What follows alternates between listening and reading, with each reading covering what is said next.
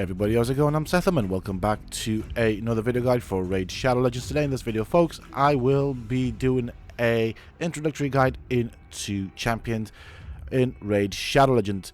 So obviously, one of the biggest things in this game is collecting and getting champions so that you can use throughout the game for different purposes and means. And of course, there are several varieties of champions and several ways of getting them. So obviously this guide aims to cover the basics of champions, what you should do with them, and how best to use them. So if you guys enjoy this video and find it useful and informative, don't forget to let me know down below. So obviously, as you can see right here, I've got a massive list of champions. I am almost pretty much running out of space, and as you can see, they have different colored frames. So for example, this one would be a common champion. Then you'll have your uncommon champions, your rare champions, your epic champions, and all the way up to legendary champions. The way you get champions, one of the ways at least, is through shards. So you'll have mystery shards, which will summon champions. You'll have ancient shards, void shards, and sacred shards.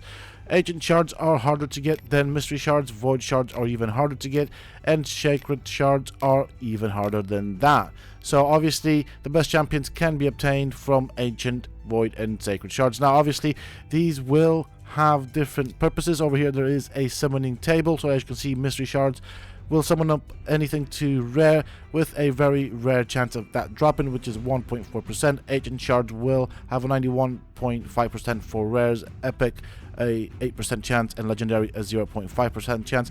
Now the void shards are similar to the ancient shards but only summon void champions, and then you'll have the sacred shard, which will only summon the epic and legendary champions, of course with still a low drop chance for the legendary champions. Now as you can see above the VS symbol here, you have all the affinities, which shows you which one's stronger than the other. So for example, magic, which is blue, is stronger than spirit, which is green, and then spirit is stronger than force, which is red. But then that also works the other way around, in that, for example, magic is weaker than force and force is weaker than spirit. So it works both ways. In the center you have a purple triangle, which is void, and that is of course a neutral affinity. These are harder to come by and they are quite valuable in the game. So that is the way the affinities work on the champions. Now of course, if you're going to use, for example, a magic champion against a force champion, there is a good chance of landing weak hits, which means you will do less damage to that champion. This is very important to note because as you progress through the game, this will affect the speed at which you can take down your opponent, which then in turn may affect how quickly you can, or if you can, complete that particular stage. Over here you have an index with all of the potential champions that you may get. When you unlock a champion, the icon for that champion will be lit up as opposed to being faded out, as you can see for those that I have not yet unlocked. So this is quite important. It's a really good tool for getting used to the champions and what they do. This is actually my go-to every time I need to read up on a champion. All champions will have specific skills and some of them will have auras. Now in the index you can look at what the ratings are for the champions, for specific champions, and then you have the recommended artifacts next to the ratings, which will kind of tell you what is recommended for that champion. Now obviously this is just a guideline, so you can always try and think outside the box, but do bear in mind that if you do get it wrong and you need to swap the gear around, it will cost you silver, and the better the gear, the more silver it will cost. So do keep that in mind. So over here in my screen, as you can see, I've got quite a few champions. I'm going to go through them. So now that I've scrolled at the bottom, let's have a look at a champion. So as you can see on the right side, you'll have a place where you can place artifact. Then you'll have the skills and masteries, which you need to rank up. Now obviously the common champions do not have that, and there's a total stats icon, which if you click on it, you will be able to see the stats for that particular champion. Now this is quite important because you do want to get specific stats on specific champions depending on what they do. This will make the difference between losing and winning a battle. Going upwards, you can see that there are 2-star champions. These are uncommon champions. Again, these are food, but you can also level them up until you get something better. However, again, the common and uncommon champions will most often be used as food.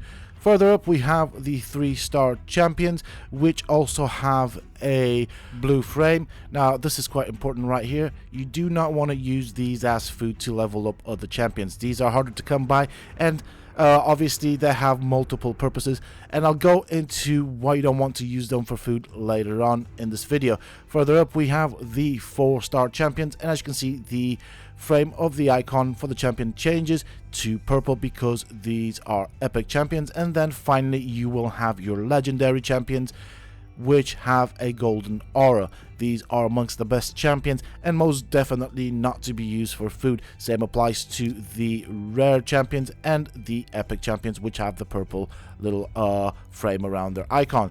Very, very important stuff. So anything from rare upwards you do not want to use as food. They do have uses, and you do want to definitely stockpile them for several reasons. So this is what I currently have. This is what I'm working on, and as you can see, Elaine, which is one of these starting champions, and I've brought up to level 5. So basically she's level 55-star champion. I also have Gallic and Aethel, which are also very good champions. Now, as you can see right here in my vault, I have saved up all of the rare champions, and there are, as I said, several uses which I will cover throughout this video. So this is what you'll want to do with anything that is rare. Now, obviously, as I've been farming stages, I have been getting certain champions over and over again, which I have used for specific tasks. So now let's go into the shard area, and over here you have a fusion tab, and if you click on the fusion tab, you can see what you can fuse. So for example, right now I'm very close to getting Razin. I just need one more champion to fuse him, and so that is why you want to stockpile them. That is actually one reason. Others would include that sometimes on special events there will be certain champions that you can fuse. Some of them will be really good, and they will require other champions for the fusion. So there you go. That's one of the main reasons you want to kind of have one of each of the rare champions. You never know what you will need for a potential fusion. Some of these fusions are pretty darn good, others aren't all that great, but as you can see right here, this champion is on my to get list. He is very good as a good debuffer, and I definitely want to get my hands on him, especially seeing as I'm one champion away from getting him. Another good reason for not wasting your rare champions as food is simply because some of them are actually quite good. They are actually as good as the legendary champions. So for example, Coldheart is an amazing champion, so is Kale, and they will take you into the end game content. So do bear that in mind. Definitely do not waste them until you are certain you don't need them.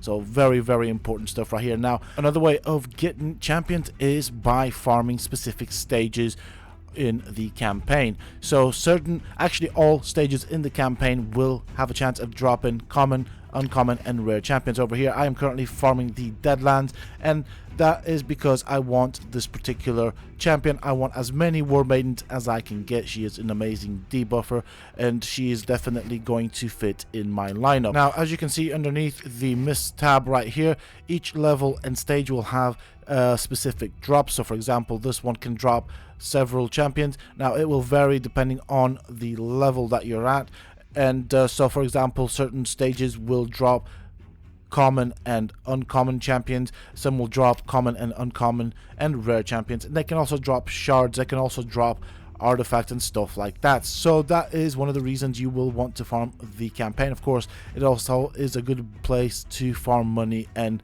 your starting gear, so keep that in mind as well. But obviously, when you get further into the game, you will need to have a decent lineup. Now let's talk about abilities. All champions will have specific skills. So the A1 for Kale over here, A2, and they all have specific main abilities, and some of them will have debuffs. Very important to look at debuffs and buffs and stuff that they apply, because you will want to mix and match your champions depending on what you're going up against, so that they complement each other.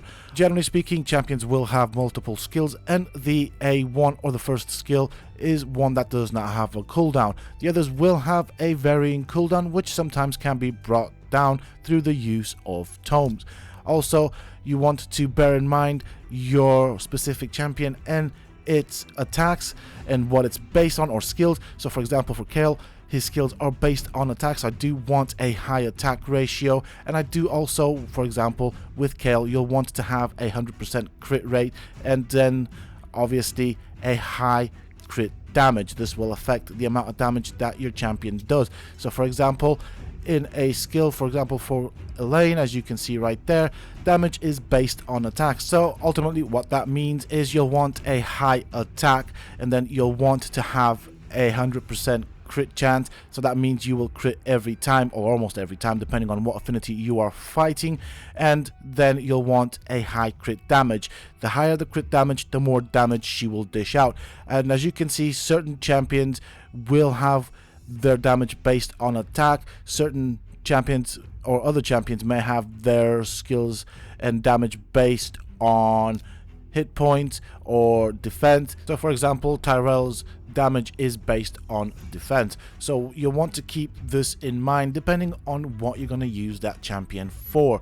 Now obviously Tyrell is a defense champion, and so generally he will perform really good in that area. And as a general rule, basically your HP based champions will have their attacks based on HP, defense champions on defense, and attack champions on attack. So that is what will scale up their damage. It's good to know that and keep that in mind when you are gearing up your champion. Now as you can see, certain champions with their attacks will have specific buffs or debuffs. Now these debuffs can apply to that champion or the group. This is another very important thing to bear in mind, and especially when it comes down to the debuffs. Debuffs are very important, especially attack down and defense down. These will be very helpful when you go into the dungeons or against bosses. Now other champions will have passive abilities. So for example, with the Harris, she counterattacks when an ally is attacked. So this is again another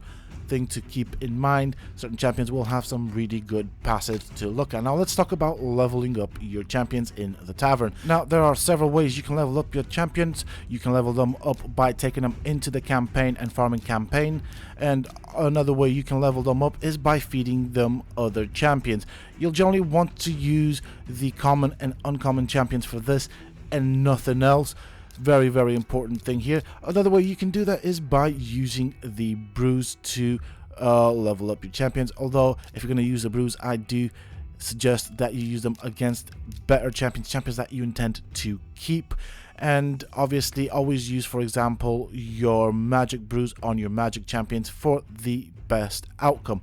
And once you've reached the max level for that champion, you can then rank it up, which means it'll add another star to that champion. The maximum amount of stars the champion can achieve is 6, and the way this works is a 1-star champion will level up to level 10.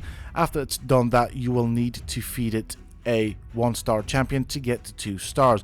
A 2-star champion will level up to level 20, and once it's done that, you can then feed it to 2-star champions to get to a 3-star. Same thing applies to the 3-star champion, so you can level it up to level 30, and then you'll need to feed it 3-star champions to get to a 4-star, and so on all the way up to a 6-star champion. Once you've reached level 60 on a 6-star champion, that's pretty much it. The other thing that you can do in the tavern is ascend your champions. This means that you will be able to upgrade their stats and some abilities. So for example, a force champion will require a force potion and a arcane potion, which means you'll have to farm the keeps that drop these particular potions to get them. You can also get them from missions and quests and stuff like that, but generally that's where you will get them. So for example, as you can see, a epic champion will of course require a better quality potion, and a legendary champion will require an even better potion. You can of course mix, for example, your lesser potions to get your greater potions, for example. So I'm using magic potions as a thing, and then you can mix 10 of your greater potions to get the best potion in the game for your legendary. So it's normally with 10. Now of course each champion will require a specific amount of potions, and so that would be your basic arcane potions, which are required for all champions regardless of their affinity, and a specific quality of potions depending on what sort of champion it is in terms of rarity. With regards to ascending certain champions, they will get certain boosts when they are ascended to a specific skill. So for example, with Abessa, as you can see from here, once she reaches a 3-star ascension skill, she will no longer be debuffed by this ability with sleep. Now, that makes a big difference because when you use this particular ability, so Divine Wrath, until her skill has been ascended to a 3-star, it will place a sleep debuff on this particular champion. Now, this is of course a legendary champion, and every time one of your champions is stunned or in a sleep debuff, that just means you lose out on damage and whatever that role that champion performs. So very important there, because that will affect your potential ability to win a specific fight or battle. Do keep that in mind. Also, on the topic of auras, so going back to auras, as I said, specific champions will have certain auras, not all champions, so do keep that in mind. Now, why I brought this up, so for example, all your starting champions will have an HP aura, which means it will affect and increase the amount of HP that your champions will have based on that champion if it's set as a leader in the group. Though this can vary from champion to champion, so that can be applicable in all battles, it can be applicable in faction wars, or it can be applicable in arena. So look at the aura of the champion and make sure that you set your leader in any fight so that the leader's aura benefits the group during the fight. So for example, certain champions that will have an aura that only applies in arena, and if you want that benefit, then you will want to set that champion with that aura that is specifically for the arena as your leader, if that is what you want. If you want a defense aura, say for example, which is only applicable in arena, then you'll want that champion to be the leader of the group to get that defense buff, if you will, or that increase in defense. So in short, you'll want to make sure that your leader's aura is appropriate for the fight that you're taking them into. Very important thing right here. Now, another thing that you want to bear in mind is with regards to the tavern is that there is an upgrade skill tab, so that would be on the right side, third one down. That will allow you to upgrade a champion's skill. This will require tomes, and tomes come in 3 different rarities, so you can have your rare tomes, your epic tomes, and your legendary tome. Very, very important here. You do not want to use legendary tomes on rare champions, and you do not want to use epic tomes on rare champions. You do not want to use tomes, generally speaking, on champions that are uncommon or common. Very important that right there, because they are very hard to come by. So for example, your rare tomes are quite hard to come by, your epic tomes are even harder to get, and legendary tomes even harder than that. So very, very important that. And generally, as a rule of thumb, you want to use a legendary tome on a legendary champion, an epic tome on an epic champion, and a rare tome on a rare champion.